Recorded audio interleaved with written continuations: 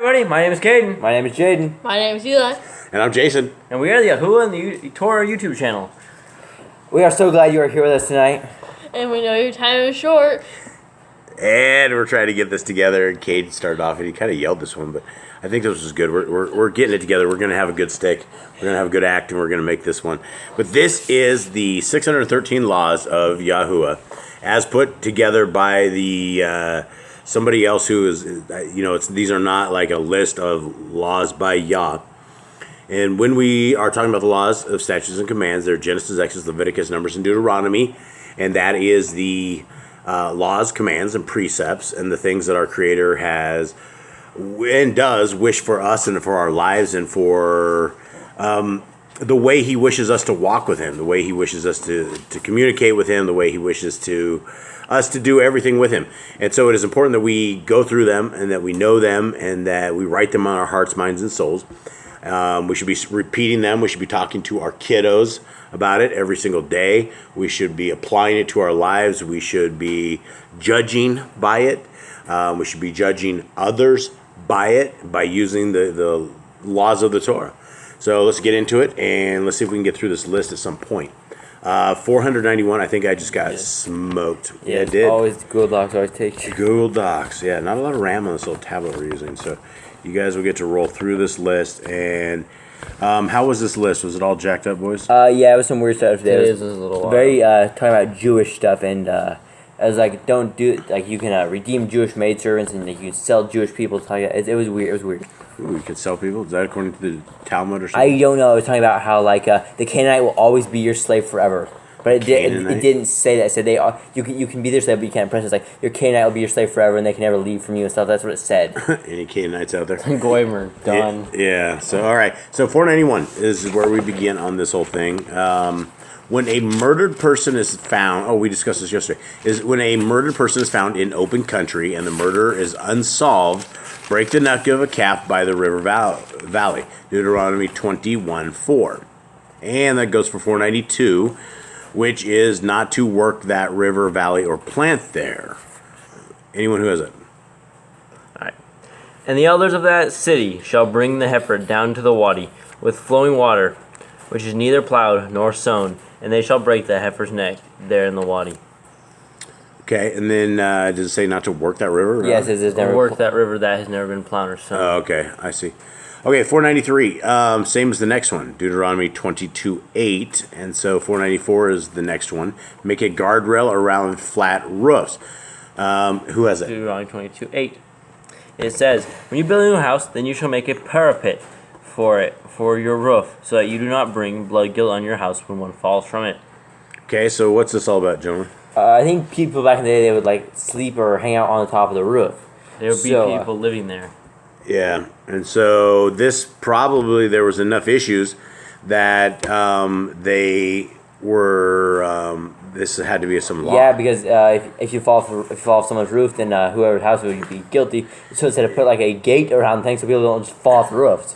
Yeah, you got to wonder how many times people fell off the roof before they put a guardrail. And it's interesting the things that Yah has and we end up with. Or things that became a problem that instead of people falling off and, because you'd have to, your house would be unclean. Your house, everything under, I mean. I don't know, because the dead would be on the next to the house. I guess the blood touched the house might be okay. But you'd be guilty of it. I mean. It'd be on your hands. You own the house, you know people are going to be up there, like, because back then people live on the roof, right? You probably have, like, manservants, maidservants, maybe live up there, maybe that's their thing, I mean. Yeah. And if they fell from it, that'd be your fault because you did not put something out there to protect and prevent anything. It's the same thing as your cows. When your cows break out and destroy your neighbor's field, if you didn't put up a fence, that's your fault. You should have put up a fence. Yeah, I guess we need 2 stories to the house. I guess it had to be flat roofs or something as well. It wouldn't be a crazy roof. I mean, would you be able to fall off a flat roof, though? I was thinking, like... They probably could trip or something at night and flip off. I mean, accidents happen all the time. Probably, drinking the sauce or something and somebody flips off. It's like Yeah, the wine. maybe. Somebody drinks a little bit too much wine on some night or something, and then flip themselves to the ground, and that's it. It better be a high fence so they can't fall over the fence. Yeah. When you fall over the fence, they fall off the house and die. I know, but the fence is short. They just trip over outside of the house. All right. 495. Not to put a stumbling block before the blind. Terrible. Leviticus 19:14. Do not curse the deaf or put a stumbling block before the blind, but revere your Elohim. I am Yahuwah. All right, what does that mean? Put a stumbling block before the blind.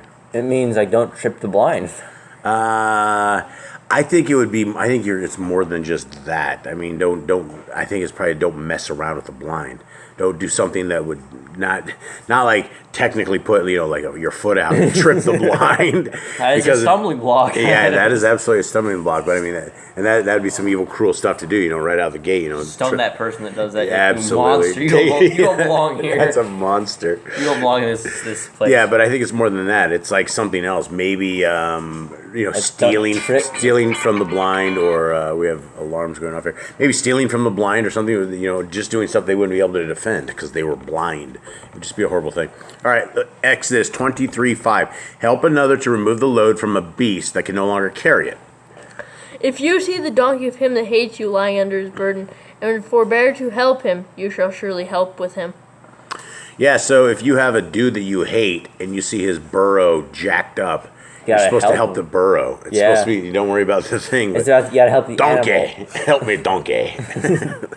Okay, so I mean that's an interesting command, right? I mean, Yah, it cares about his people. And I mean, it's obviously they probably loaded the donkeys up until they couldn't even walk anymore, or something of the sort, or whatever beast. I mean, they literally moved. Joseph moved Yeshua and Miriam down to Egypt on a donkey. Yeah. They took their clothes, probably their stuff with them. And if you don't really care about your donkey, you could probably load that thing up and make him walk for hundreds of miles. I honestly feel bad about the donkey. It'd be real terrible. Yeah. All right. So. 497, help others load their beasts. And that's also 498, not to leave fallen beasts distraught with their burdens, but help to unload or unload. It's a repeat. Is it? Do we just? No, this last one's Leviticus. Okay. When you see your brother's donkey or his ox fall down on the way, you shall not hide yourself from them. Help him raise them without fail. Yeah, so it's definitely helpful when you're raising a beast up because animals. One person with a heavy animal. Yeah, we know how that goes. You would definitely want to. You see some dude beast on the ground, you probably want to go the other direction. It's a lot of work. Yeah, from experience, it's better to have more than one person trying to lift up an animal. 3 or 4 people. And a down beast usually poops all over himself or some bad thing. It's just not, why they're down is not a good thing. And so it's a lot of work. A down beast is a tremendous amount of work. Okay. So is that it? Yeah. On that? Which would help our brother. Don't just see him and hey, he can get out the thing. But even hate the brother you hate, that you don't like, dislike. Yeah, right. Because of his donkey. Here, let me help. Both help everyone get their animal up. If you see someone with their animal, help them up. Help the animal. All right, 499. Buy and sell according to Torah law, Leviticus 25:14, and that's also 500. Not to overcharge or underpay from your neighbor. Repeat. Repeat. Let's go. And when you sell whatever to your neighbor or buy from the hand of your neighbor, do not exploit one another. Okay, yeah, so I mean, that's just... Don't rip them off, man. It's the basis of the Torah, right? If you're willing to rip your neighbor off with something, I mean, anything at all, there's something to be said for you, right? You shouldn't be ripping people off. You shouldn't be... the Torah is all about love, and it is all about, perfect weights and measurements. It's about being righteous. It's about holiness. It's about all sorts of stuff. And so if you're willing to do that, you're willing to do some evil stuff. 501, do not oppress someone. Leviticus 25:17. And do not oppress one another, but you shall revere your Elohim, for I am Yahuwah your Elohim. Yeah, so again, don't oppress your neighbor, don't hate your, it's like when the greatest commandments is what? Love Yahuwah your Elohim with all your being, and then there's love your neighbor as yourself. Right, and why does he say the rest of it falls upon, the rest of the Torah hangs on all of it? Because if you have love, you're not going to steal from your neighbor, you're not going to hurt your neighbor, or overcharge him. You're going to help him lift up his beast. You're going to help him lift up his beast. And if you love Yahuwah, you're going to do what he tells you to do, and he told you to follow the Torah. Let's oppress a neighbor. They can't get their car started, and they're like, hey, can you help me with the jumper cables? I got it. It'll be like $5 in gas. Can you maybe hook me up with $5? But you're right there.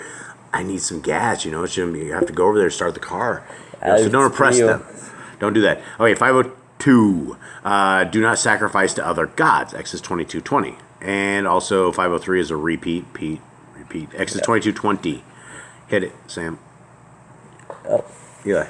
Oh, sorry. Okay, we have some dysfunctional issues here. He that sacrifices unto any Elohim, save unto Yahweh only, he shall be utterly destroyed. Okay, yeah, so definitely don't do that. I guess it's enough to repeat it on 502 and 503.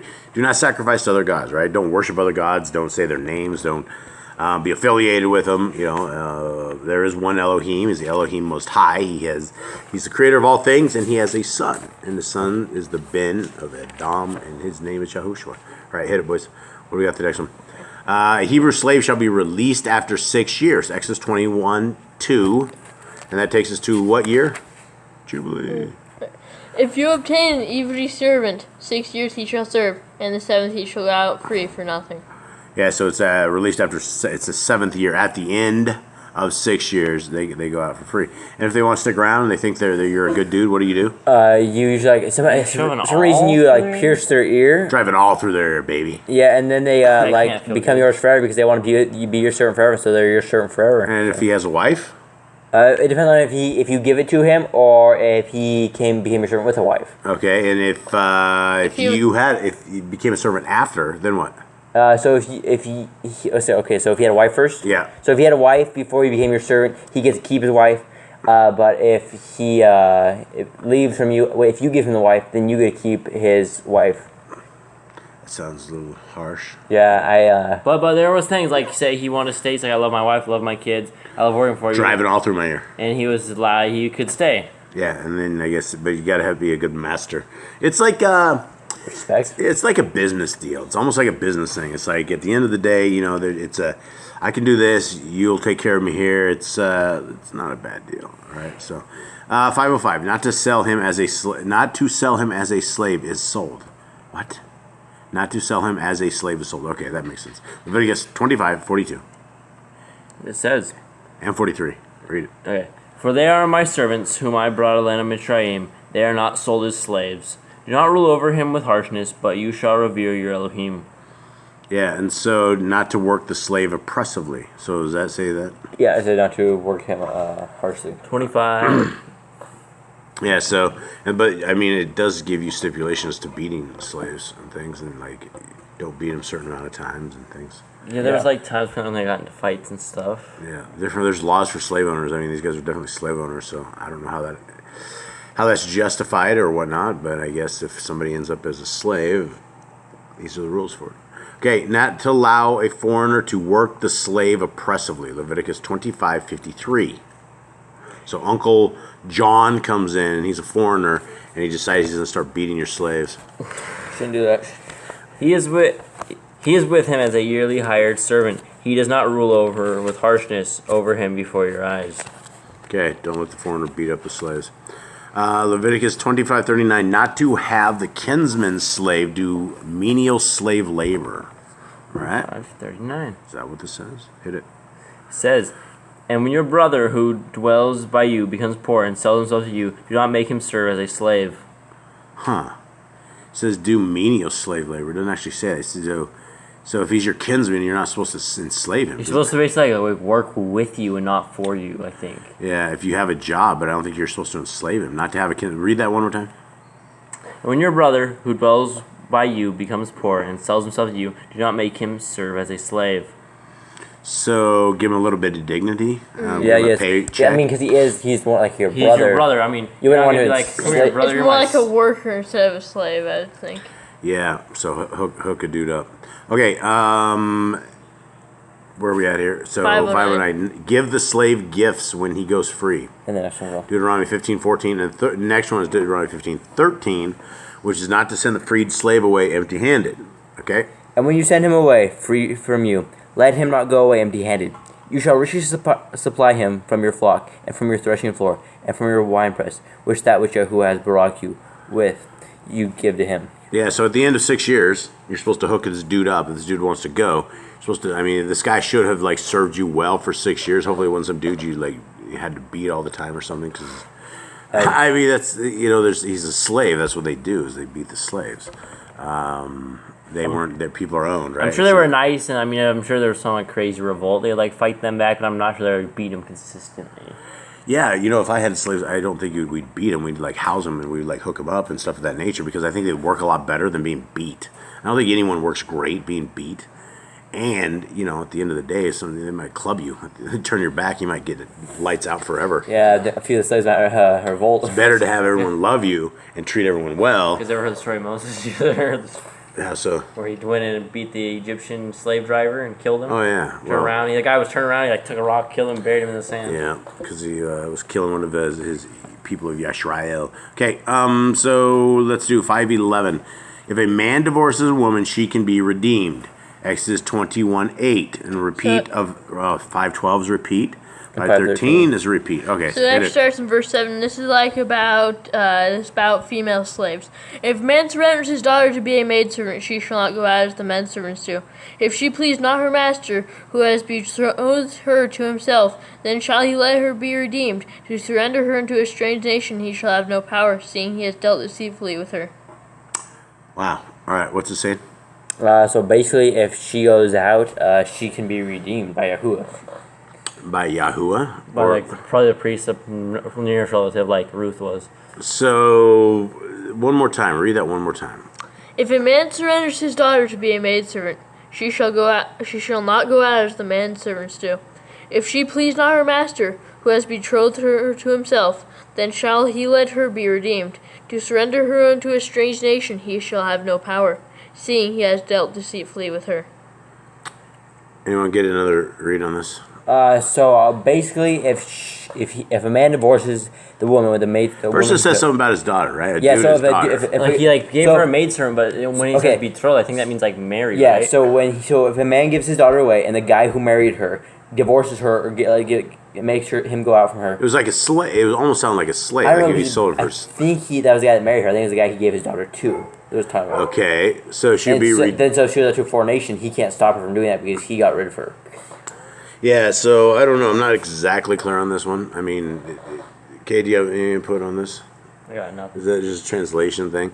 All right. Yeah. So I guess if I don't know, it's something about a guy and his daughter, and then if another guy betroths her, but he can't toss her to the foreigners or something. He can't stop her from going to the foreigners if he gets rid of her. Basically, he says. So she's free to go where she wants. Yeah, at that point, yes. All right, well, I'm sure we slaughter some of these, but this is why we go through them. 5:14, the strangers in the land shall be slaves. All right. Leviticus 25:46. Wait, we're strangers in this land. Dang. And you shall take them as an inheritance for your children after you, to inherit them as a possession. They are your slaves for all time. But over your brothers, the children of Israel, you do not rule over with harshness, one over another. So, foreigners beat like slaves. Kinsmen, no slave ship. Yeah, you're right. I'm sure having Nephilim slaves was pretty great. Yeah. I mean, how would you slave a Nephilim? They're huge. It takes a lot of them. They gotta eat somehow, so you gotta feed them food. That's all slaves must eat. Yeah, if they're that big, they could do a lot of work. What happens if they get sick? How do you care for them? Nephilim? You need a lot of medicine. I don't know. When they die, though, they come back as a demon. Or when their souls go and start haunting you. So, yeah, if you have slaves. That'd be nice. You have slaves, they come back as ghosts and haunt you. When they die, you're going to hit a big hole. Huge hole. You have to have Nephilim cousins help dig the hole. It's huge. All right, here we go. Let's keep. I don't know how we got into this. Let's hit it. Where are we at, folks? 5:15. 5:15. Not to extradite a slave who fled to you. Next one. Okay, Deuteronomy 23:16, and also not to wrong a slave who has come to you for refuge. Deuteronomy 23:16. Let him dwell with you in your midst, in a place which he chooses, within one of your gates, where it is pleasing him. Do not oppress him. Okay. Boy, I could get you in a fist fight. I could get you shot. I could get you in a lot of things. Yeah. So if someone flees to you, they're looking for refuge. You're not allowed to kick them out. What happens when the slave owner comes and burn your house down? I don't know. Y'all wanted you to save the slave. Yeah. I'm sure y'all has ways with this. I'm sure there were ruthless slave owners in Israel, and this foreigner guy's like, please help me. I see you're a kind person or something. Yeah, it's like I'm sure there's just some really evil people that do some really evil ownership of slaves. So I don't think we'll get into the verse, but I do want to read the verse above. Except all right. We're not doing this, but it will help a little bit. It says, you do not hand over to his master, the slave who has escaped from his master to you. So what happened? I mean, I guess that was where you'd want to be good to your slaves so they don't run away. Yeah, I guess if your slave ran away from you, He's gone. All right, we're not going to use the word slave anymore. We're going to use this co-worker. We're all co-workers here, and you guys help me grow things. We will all eat them together. We will all have houses together. We will all make this work. One giant team. Yeah. I mean, if you beat the guy and he runs away from you, I mean, you probably shouldn't have beat him. I mean, I don't. That it's just really weird. I guess I'm not a slave owner, so I wouldn't know how to like oppress a human being like that. It seems strange. Yeah. All right, let's move on. Hopefully, we never ever have to deal with that. 517. The courts must carry out the laws of a hired worker and a hired guard. Exodus 22:9. For all manner of transgression, whether it be for ox, for donkey, for sheep, for raiment, or for any manner of lost thing, which another challenges to be his, the cause of both parties shall come before the judges, and whom the judges shall condemn, he shall pay double unto his neighbor.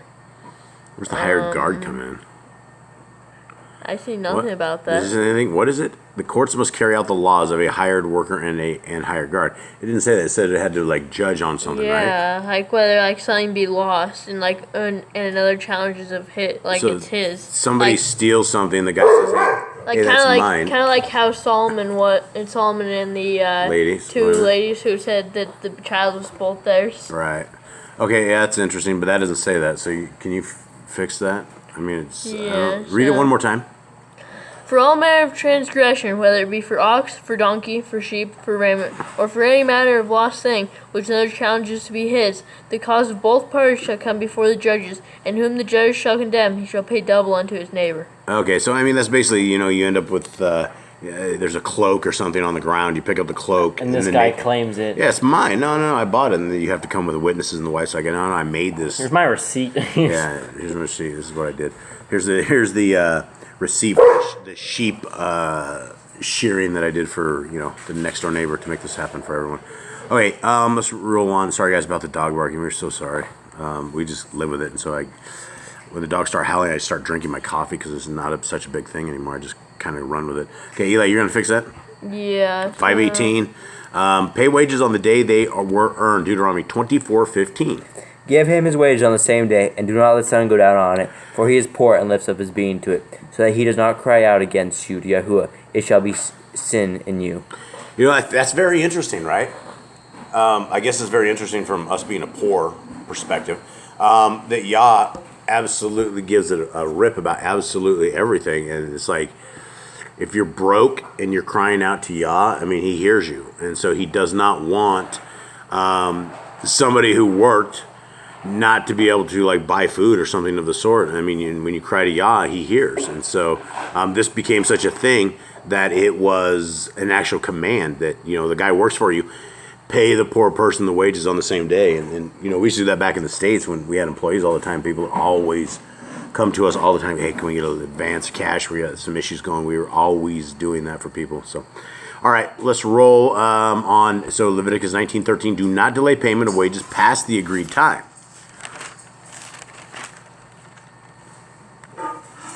Do not oppress your neighbor, and do not rob the wages of him who is hired. It is not to remain with you all night until morning.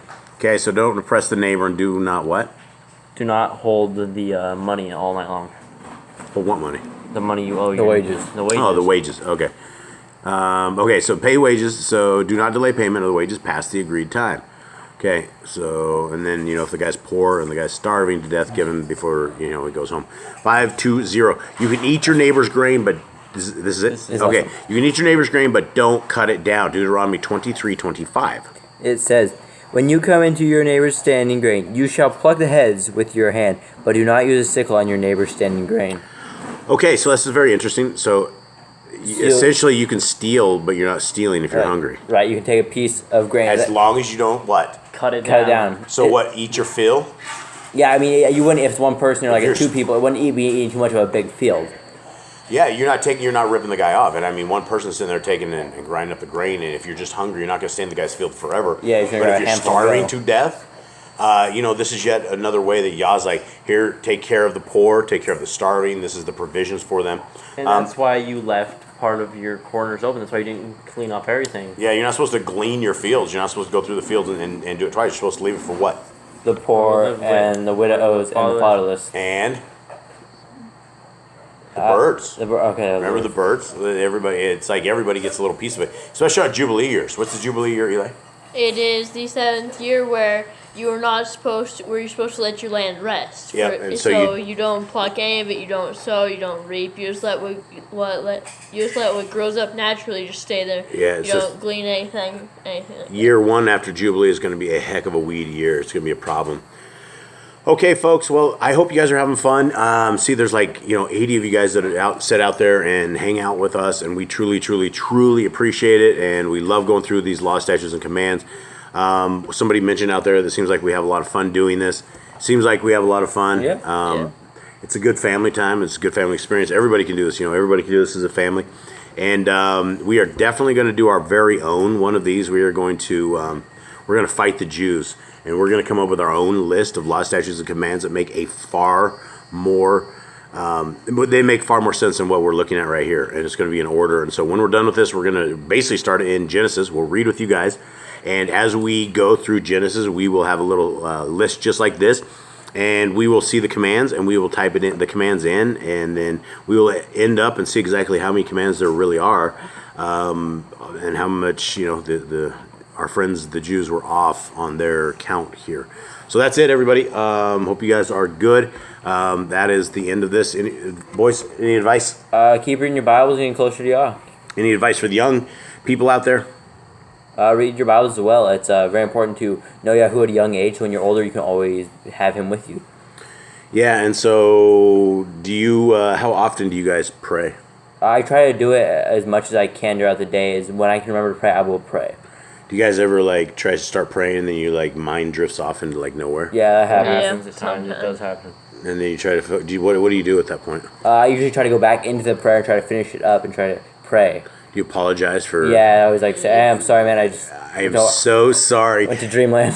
Father, you created such a complex brain that we're just sitting here processing 1,000 other things, and we just went off somewhere else. But some people say that's also unclean spirits or demons that will take us out of prayer and take our minds into wondering about other stuff other than that. So prayer is obviously something huge to our Creator.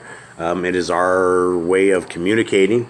Anyone have any kind of advice on prayer? How are we to pray, Eli? We are to. It's the prayer that Yahushua told us about. He said, "Who's Yahushua?" He is. You may know him as Jesus Christ. He is the Son of Elohim, or the Son of God.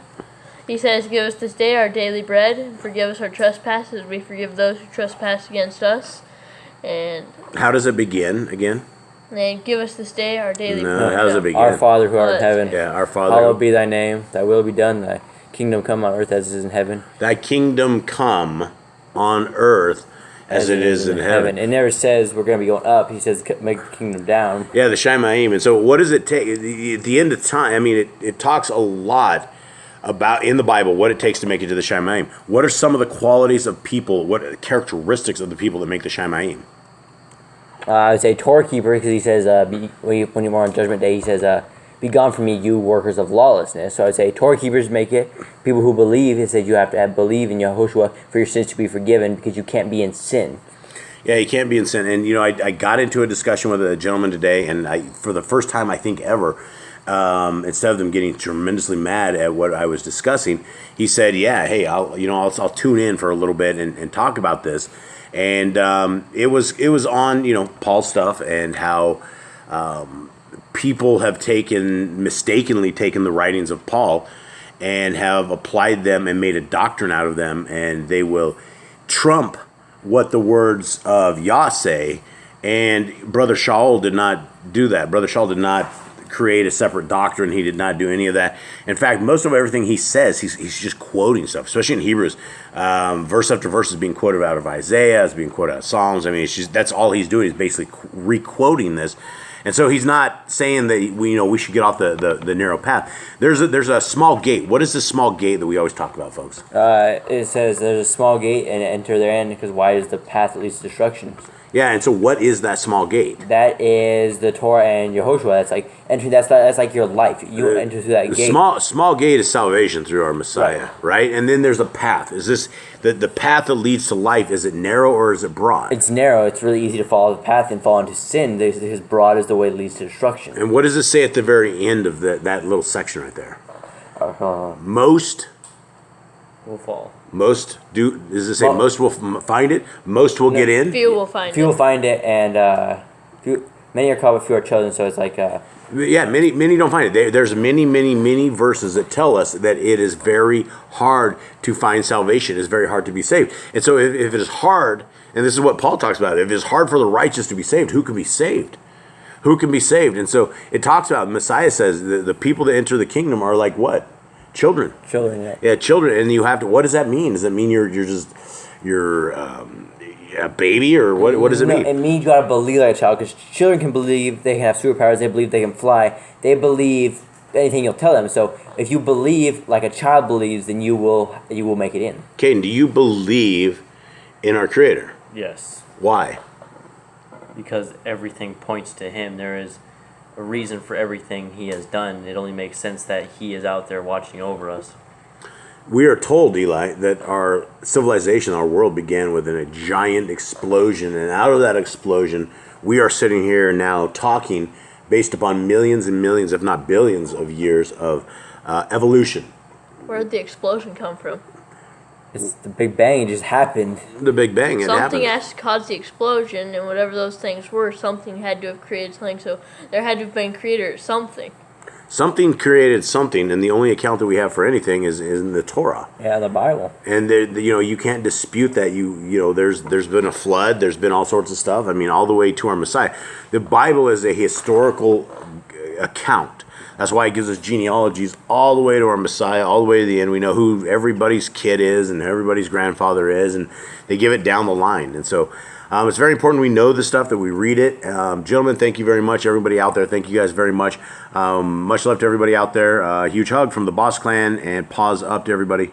Goodbye. Shalom.